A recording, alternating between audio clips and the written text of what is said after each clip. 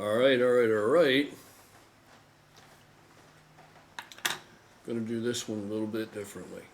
I'm going to break this up in segments so that it's not some kind of long, huge video that's just unwatchable. Well, can't promise that it still won't be unwatchable. I'm only saying it won't be as fucking long. And if I forget, remind me of this fucking bench over here. I have to do a video review about this bench because, oh man, I got some bad language like in the first 30 seconds of this video, don't I? Fuck. I hope they don't penalize me for that. Anyway, I gotta do a review on this bench. This guy's having a fucking shit fit. You know, his brother contacted me. A lot of companies do, a lot of people do, and asked me if I'm willing. And most of the shit I just turned down flat out because a lot of it's, I can't fucking understand it the way that it's written. Right? It's like caveman talk English. I don't know what the hell I'm looking at, and I don't have the time or the brain power to devote to it because I'm working my balls off. Anyway, most of the time I don't respond to it. But this brother emailed me, and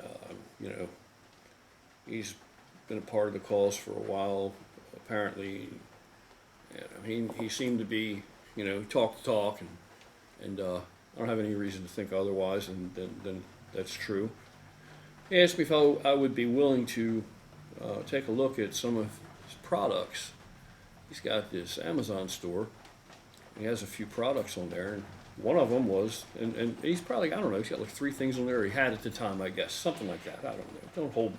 Don't hold me to, I'm exactly accurate, but so one of the things was this bench. It's like a auxiliary type of bench that you can pull around, utility type of bench, and it inclines and all that stuff, or it lays flat. And he asked me if I were willing, if he sent me one, for me to check it out, try it out, and review it, talk about it on the channel, right?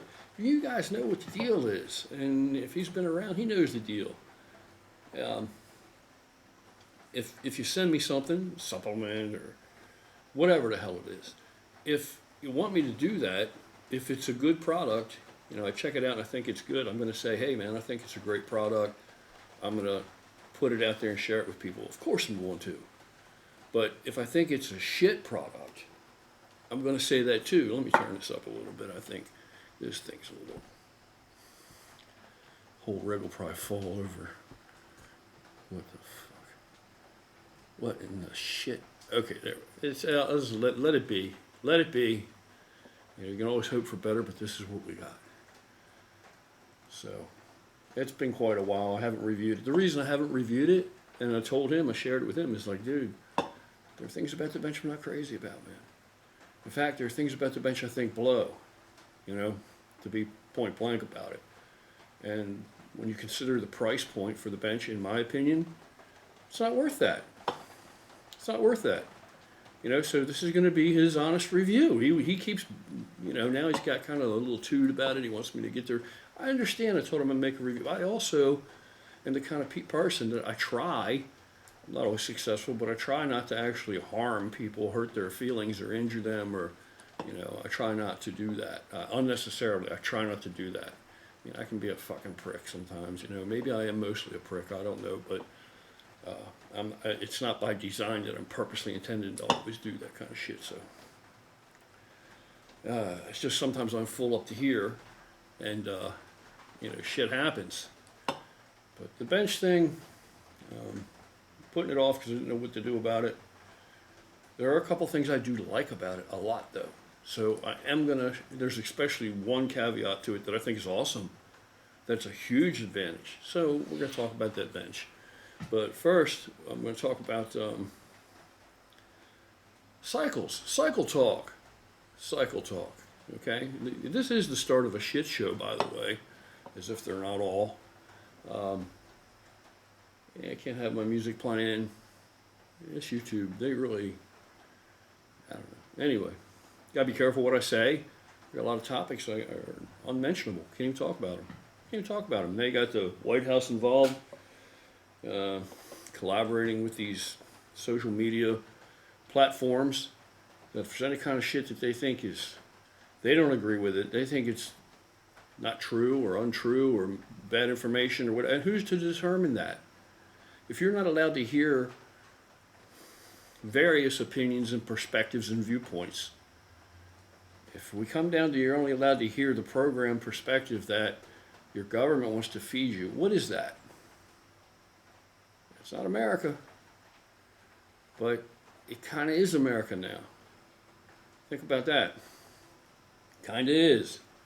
That literally the White House, the current president and his staff, they're working with, and they've just come out and said it blatantly, they're working with social media platforms because they want to shut down certain kinds of talk, certain opinions. Of course, they make it sound very noble. They're trying to protect us all because there are people that are giving you misinformation and bad information. So, well, what did that just begin? The whole time YouTube's been in existence, there are videos where people are giving you bad information. You know, sometimes they don't even know they're giving you bad information. And sometimes maybe they do. But, yeah, if they don't agree with it, the reason being they're saying it's bad information, misinformation. They're protecting you. They're looking out for you. Do you really need that? Babysat like that? Anyway. So, this is Cycle Talk. I want to talk about not the cycles that some of you want me to talk about. I am going to talk about that. I really am going to do this Patreon thing, so I'm going to talk about all of that shit and more shit that I can't talk about on here. And I'm not really willing to talk about on here. But for now, we're going to talk about Cycle Talk as in motorcycles. Motorcycles. So let me stay on track. And, well, it didn't stick in there very well, did it? Damascus. I don't know if you guys are familiar with that shit or not. It's pretty cool. I don't know if you can even see it. The lighting's so bad. Anyhow, we're going to talk about Cycle Talk. Harley Davidson Motorcycle Talk, to be specific. Some of the modifications I've made to my bike lately. And one of the big modifications I've made that you may be interested in is starter ring gear. Your starter ring gear. It's on your clutch hub. You know, this twin cam, it's riveted on, and there's some big ass rivets. I don't remember offhand how many there are. Does it matter if you're going to tackle the job? If it's 5, if it's 6, however many it is, if it's 8, it's not that many. I think it's like maybe 5 or 6. Rivets hold this ring gear on. This ring gear is a very tight machine fit up onto the clutch hub, and when your starter pinion gear of your starter kicks out, it engages with the ring gear, and that's what turns your engine over. Well, it's a weak point. The ring gear, the factory ring gear is shit. It's not good. If you haven't had any problems with yours, hey, awesome, congratulations. Did you buy your bike new? Has somebody else replaced it? Was it a used bike? Do you know?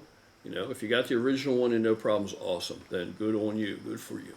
What I did was I try to always upgrade. If I need to fix something, I don't try to just, at a minimum, I would recommend you replace it with at least what you have as far as factory stock parts go. Harley Davidson, there are a few weak points, like I said, this ring gear, for a lot of reasons. Engineering, material, bunch of shit that make it not the greatest thing. But it's a small thing overall. It's not as challenging as you think it is to replace it. But for the most part, Harley Davidson makes some really good stuff. Their starters are really nice stuff. That's why they cost like $400. Up $300 some, $400 for something for a factory-made Harley Davidson starter. They're actually pretty damn good starters. Well, my factory starter, I decided I wanted to upgrade. So I got a bigger starter, a little more powerful starter. I don't have issues with room and distance and all that because it's a custom platform, so I got plenty of room for the bigger starter. So I put a bigger starter in there, and if I'm going to replace it, why not go with chrome? All right, why not? So I got a new starter. I stuck that bad boy in there. I didn't get the greatest thing out there, but I didn't get the cheapest thing either. I got like mid-grade starter. I think I paid, I don't know, about $300 for it, and really nice chrome finish. It's already on the bike. But I'll put some clips in here because I did video a bunch of it. if you happen to see my face in the video clip and you see a bunch of shit in my beard, that's actually coffee. I'm drinking coffee while I'm working on the bike, so forgive me. It looks like a bunch of shit, snot, and crap on my beard. It's coffee, but what can I do with it? That's the clip. I can't reshoot it. It's already a done deal. Bike's back together. It's been quite a while. They're gonna tell you if you go to replace the starter ring gear. But what happens is you hit your starter and you know what you get. You get like a bad flywheel on a car, or you get like a bad a bad pinion gear on a starter. Where the teeth are all sheared off or rounded off or broken off. It just makes a clanging noise. Zing! It doesn't really turn the engine over. Well, mine was getting bad, and it got to where it was a coin toss. Is it going to start or not? And I can still make it start sometimes, but it had some bad spots on it for sure. So finally, when I got my parts together, what I did was I upgraded. Rather than get the factory Harley-Davidson starter ring gear, which is a weak point, I got CompuFire upgraded ring gear, okay, from CompuFire. It's made out of tungsten steel. All right, now the original factory ring gear has, I believe, 102 teeth. Might be 104, but I think it's 102 teeth. The ring gear I put on from CompuFire is tungsten ring gear, which is a harder metal, harder material. Not harder as in brittle, It has only 84 teeth, and it comes with a new pinion gear for your starter, which has, I think, 10 teeth. So it has to match up, of course. You're not going to be able to use, but it comes as a set, so it's not a big deal anyway. Definite worthwhile investment, not that much money. I don't know what I paid for it, I don't remember. $100 and some. I think it was, maybe it wasn't even $200. I think it was close, but I don't think it was $200. I think it was just shy of that. Anyway, when I did get it, one thing that I was a little bit discouraged about, it's not made in the USA. CompuFire, U.S. company, but they contracted out. The ring gear's not made in the USA. It's not made in China, but I'm not sure. I don't remember where it was made at. It's in another Asian country, but it looked to be of very high quality. It looked really nice. I think I have some clips of it. I'll put in here. And what they tell you, if you look this up and you got to do this to your bike, they're going to tell you, you pull your primary cover off, and they're going to tell you got to get the, everything off of there. You're going to have to get your engine, your compensator, your engine sprocket, to get the clutch basket off, the chain and the clutch basket, and then you press these things out. You want to press them out, drill them out, press them out. These rivets. The replacement gear is threaded, and it comes with some really nice case-hardened bolts that you put it back together with, these socket head bolts. And there's no clearance problems, nothing. It works great. All right, I'm telling you, you don't have to do all that. You don't have to do it, and I certainly didn't do it. Take your primary cover off, and I'll show you here. I'll insert some clips of it. Just get you some kind of a whiz wheel or a cutoff wheel. I wouldn't use a chisel because I think it's too many striking blows to your clutch basket, and you want to be very, very careful and have a nice steady hand when you do this, and good lighting. And maybe you got to put your eyeballs on if you can't see. Like I can't see, it's nothing but a big blur I'm looking at right now. Put these on. Now I can see. Now I can see. All right, so then you take and grind off the heads of the rivets. Grind the heads of the rivets off. Right as you're looking at your clutch basket, your clutch hub, you're looking at the ring gear, grind those heads that you're looking at off of those rivets. And then you want to catch all this. You don't want this material just going all down in there. Don't leave it all in there. So put you some rags down, cover some shit up. You want to try and catch as much of it as you can. You don't want it all in the clutch and shit. Another thing you could do, I didn't do it, but what you could do is take axle grease or bearing grease or something like that and just cover up your clutches so that it can't penetrate and get into the clutches, and it'll catch everything. It'll stick to the grease. And then just be very careful how you wipe all that grease off of there so you're not like grinding it down into the clutches. Just wipe it off and get it all off there. It will work.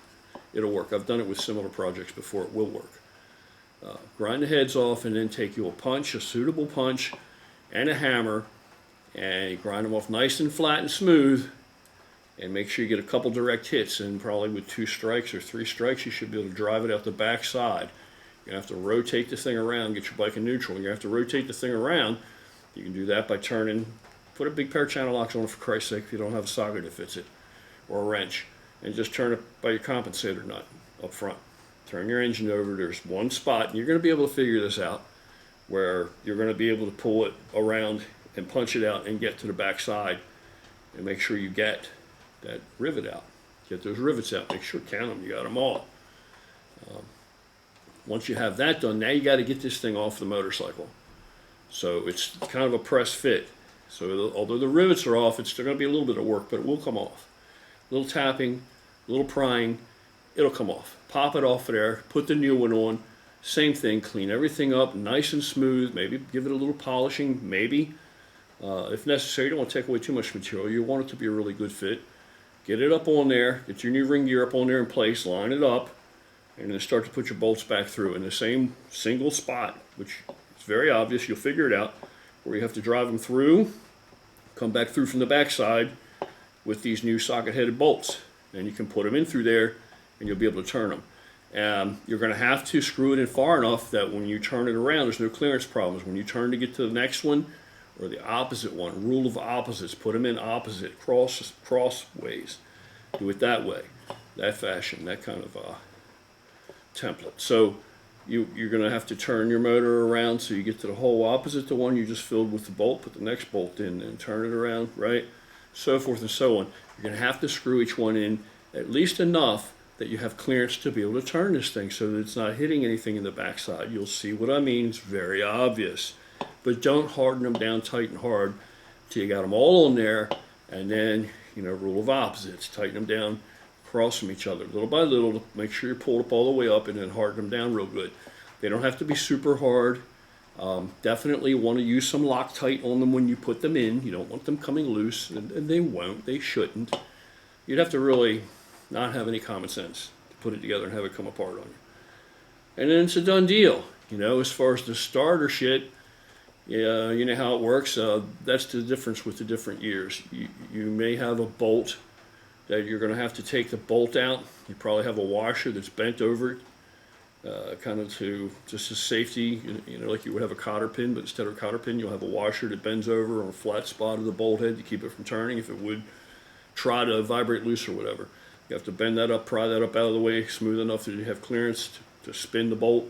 And it's not very hard in the bolt. It's not tight, real tight, and it doesn't need to be tight. It's very small as far as diameter, but it's long. Loosen the bolt and pull it out. And as you pull it out, you're going to pull off the pinion gear for the starter. If you're changing the starter, that's a whole other animal. That's going to take a little finagling, a little finesse, and coordination. It's going to depend what model bike you have and how much difficulty you're going to have getting the starter out. Again, it's not a huge, big deal. You may have to take the oil bag off of the bike. You may have to. It depends. Oil tank. I didn't have to. But what I did do, if your fittings screw in, if your fittings are not welded, right? If they're not like welded on nipples, but fittings screw in, you can take the fittings out. And that's what I did. Drain the oil, pull the fittings out, and then the starter has clearance with the oil tank still in place. Did on mine anyway. Typical horseshoe type oil tank, soft tail. It's all aftermarket. It's Paul Yaffe design. The oil tank is Paul Yaffe oil tank. So anyway, since I did that, now, if you think about it from an engineering perspective, and from a mathematical perspective, you now have the ratios are different. You have, instead of the 102 teeth sprocket, you now have an 84 tooth sprocket, right? 84 teeth, yeah, I believe so. 84 teeth now. Or is it you now have 82 and you have 104? Either way, you get the idea. I'm pretty sure you had 102 teeth and now you have an 84 tooth sprocket on the ring gear. And you have 10 teeth on your pinion gear and starter. So now when you hit that starter, that son of a bitch is going to spin real hard, real fast. You're going to get a big bite, big turn out of it. Bigger bang. Bike starts much easier. Very easy to start. Very easy to start now. So it was a good fix. It was a good deal. Glad that I did it. Other than that, I've just been doing some, of course, adding more chrome. What else are you going to do with your time? Let me show you. So this is what she's looking like. I know she's very dirty. I've been riding a lot. She's very dirty. There's the primary. I put the primary back together. Now this inspection cover is leaking. This little one, that oblong one. So I got to replace that gasket behind that, but I didn't do so bad with the rest. No other leaks back there.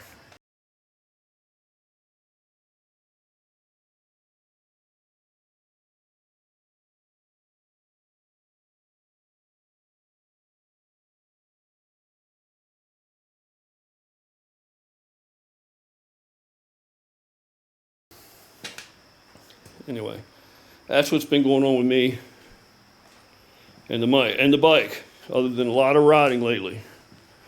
A lot of riding. I've been loving life with all the riding. There we go. Damn this thing. Damn this thing. That's good enough, right? I think it's good enough. Okay. So that's what's up with the motorcycle. Hope you guys are having an awesome evening.